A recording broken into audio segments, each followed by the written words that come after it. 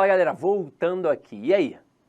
Marcou a tua opção? Então vamos voltar aqui, ó. Eu já adiantei que não era aposto, né? Sabe qual é a resposta? Predicativo do sujeito. Caramba, Sidney, como assim predicativo do sujeito? Vamos lá, turma. Quando eu tenho um adjetivo, o adjetivo ele só pode ter duas funções sintáticas. Ou ele é um adjunto adnominal, ou ele é um predicativo. Pode ser do sujeito ou do objeto. Mas é isso, ele só tem duas funções sintáticas. Muitos aqui marcariam aposto, como eu disse a vocês, porque aprenderam que o aposto vem sempre entre vírgulas, assim como o vocativo. E verdade tem que ser dita. O único termo na língua portuguesa que sempre vem entre vírgulas é o vocativo. Até porque ele é um chamamento.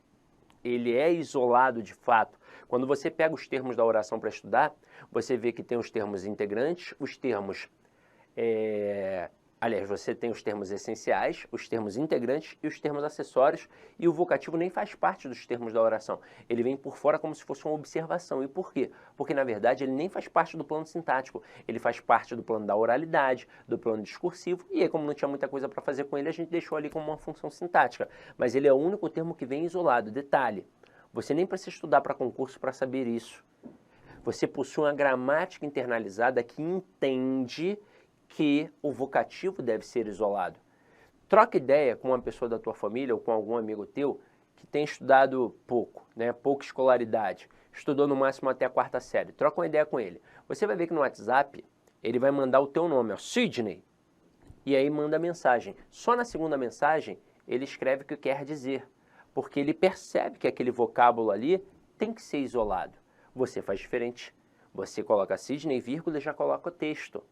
Por quê? Porque você atende às normas gramaticais, mas ele tem uma norma internalizada, porque ele é falante comum da língua também e ele percebe que tem esse isolamento. Agora, o aposto vem entre vírgulas? Quando é aposto explicativo, vem.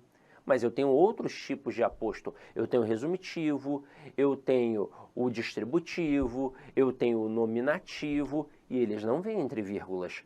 Aí você vai falar assim, ué, mas aí está entre vírgulas e para mim tem uma ideia de explicação. Só que aí agora a gente vai começar a perceber a importância da identificação morfológica, a importância da identificação da classe gramatical. O aposto é função sintática própria do substantivo. E atento ali não é um substantivo, atento ali é um adjetivo. Alguns pensariam, por exemplo, que aqui é uma adjunta adverbial de modo. Ah, foi o modo como ele acertou a questão, então adjunta adverbial de modo. Só que não é uma adjunta adverbial de modo porque não é um advérbio. Como é um adjetivo, só tem duas funções sintáticas. Vamos ver isso daqui, ó. Então, deixa eu me apagar aqui. Você já sabe que aqui vai ser o quê? Vai ser um predicativo do sujeito.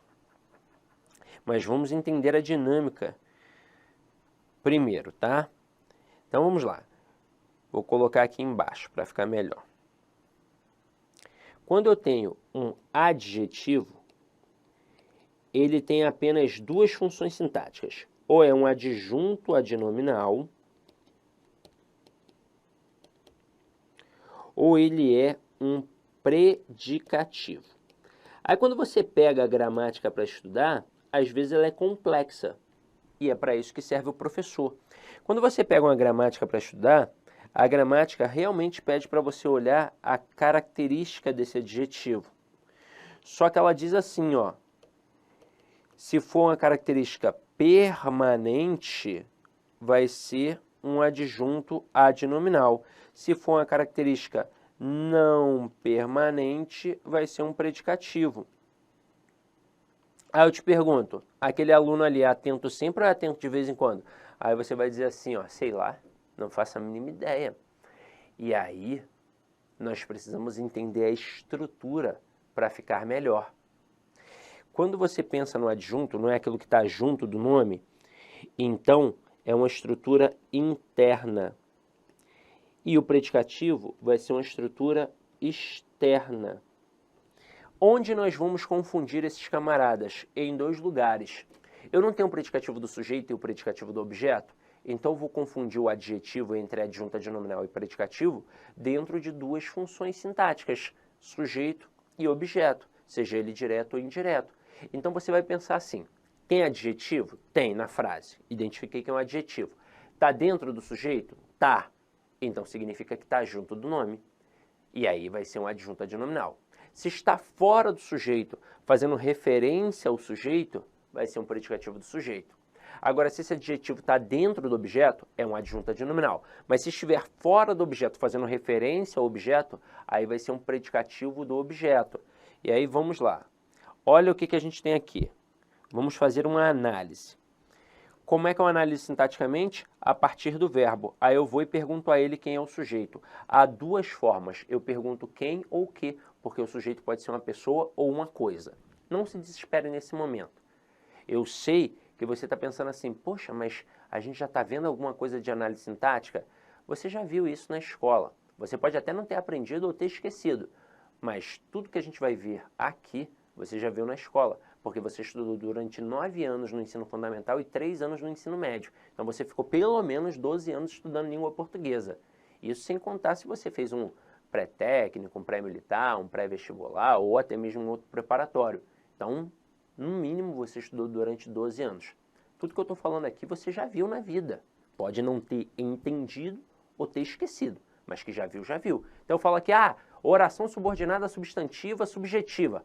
Nossa, Sidney, nunca vi isso na vida. Mentira, já viu. Como eu já disse, pode não ter entendido ou ter esquecido, mas ver, você viu. Então eu estou buscando a tua memória, tá? Estou buscando, estou trazendo. Daqui a pouco a gente vai reforçar adiante. Mas eu preciso mostrar isso aqui para vocês. Não é a importância da análise sintática, é a importância da identificação morfológica. Então vem aqui comigo, ó. Quem é o sujeito? Quem foi que acertou a questão? O aluno. Veja que atento não está dentro do sujeito, está fora do sujeito, mas está fazendo referência ao sujeito, não está? Detalhe, veja que essa vírgula impede que a palavra atento fique junta da palavra aluno. Então, por isso, não tem como ser um adjunto adnominal. Por isso, aqui é o que a gente chama de predicativo do sujeito. E pensando na perspectiva semântica, é uma característica não permanente. Ou seja, significa que esse aluno aqui não é atento sempre. Ele foi atento no momento em que acertou a questão. E é exatamente por isso que tem candidato que pensa que é adjunto adverbial de modo. Poxa, foi no momento, foi o modo como ele acertou a questão. Mas, frisando mais uma vez, por que não é um adjunto adverbial de modo? Porque não é um advérbio. Por que não é um aposto? Porque não é um substantivo. Como é um adjetivo, só tem duas funções sintáticas. Ou é um adjunto adnominal, ou é um predicativo. Quando vai ser um adjunto adnominal? Quando estiver junto do nome. E se não estiver junto do nome? Aí vai ser um predicativo. Aí agora, olha só a reescritura que eu vou fazer aqui. Eu vou fazer uma frase 2. E vou tirar as vírgulas. Vou colocar o aluno atento acertou a questão. Aí vamos supor, neste momento, que eu fizesse a seguinte pergunta. Vamos lá. Vou trabalhar prejuízo gramatical e alteração de sentido. É importante você entender que são duas dinâmicas diferentes. Quando eu falo que uma estrutura traz um prejuízo gramatical, significa que ela está errada de acordo com o padrão culto da língua. Pode ser qualquer erro. Erro de ortografia, erro de regência, de pontuação, de crase, de regência, de concordância, qualquer erro. Agora, quando eu falo em alteração de sentido, eu estou dizendo que a frase foi empregada num sentido diferente, mas que não necessariamente ela está errada. Então veja o que eu vou afirmar aqui em relação a essas duas frases. Da frase 1 para a frase 2, da frase 2 para a frase 1, não tem prejuízo gramatical. A troca de uma frase pela outra não atribui prejuízo gramatical. As duas frases estão corretas de acordo com o padrão culto da língua. Agora, o que rolou? Uma alteração de sentido. Claro, aqui especificamente também vai rolar uma alteração sintática. Veja aqui comigo, ó. Na frase 2, quem foi que acertou a questão? Quem é o sujeito? Agora, é tudo isso. O aluno atento. Quem é o núcleo desse sujeito? Aluno. Atento.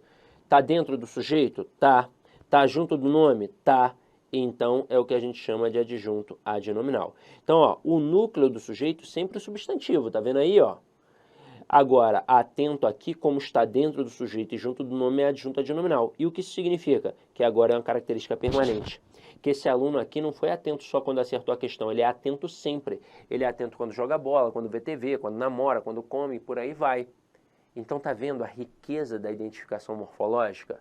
A gente já sabe que o adjetivo só pode ter duas funções sintáticas, ou é adjunto adnominal, ou é predicativo. Agora, voltando aqui, ó. Voltando. Já identificamos 3. Eu quero ir para uma próxima agora. Diz para mim qual é a classe gramatical que flexiona em gênero e número.